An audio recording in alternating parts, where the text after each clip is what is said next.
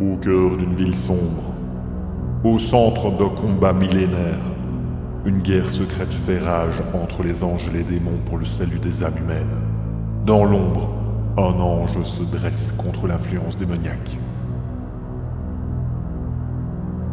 Bienvenue dans l'univers du Night Stalker. Vaste sujet, bien plus complexe qu'il n'y paraît. Il existe de bien nombreuses dimensions dans ce gigantesque univers.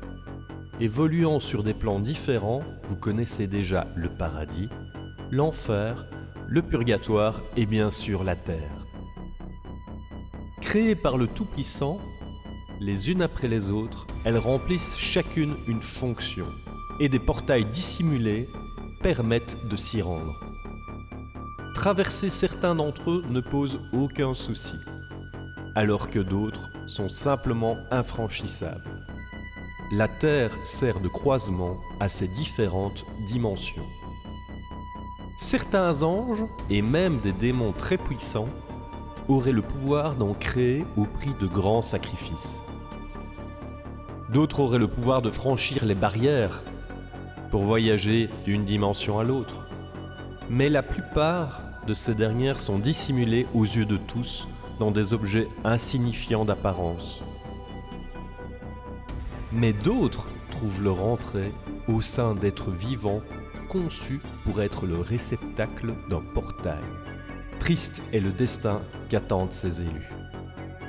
Mais pourquoi créer des dimensions? Quel est l'intérêt?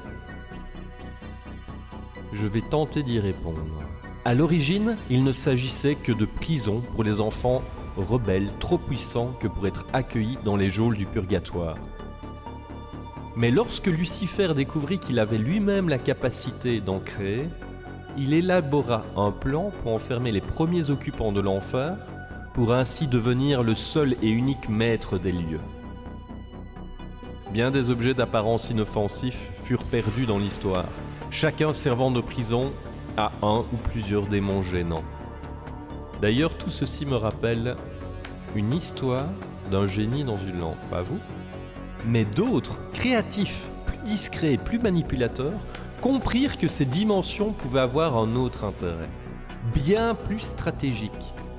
Ils les utilisèrent pour dissimuler des objets ou des personnes hors du champ de vision de leur adversaire, gardant ainsi le contrôle tout en restant à l'abri des regards indiscrets. Bon nombre de ces autres plans d'existence restent inconnus, ou même ont été abandonnés avec le temps.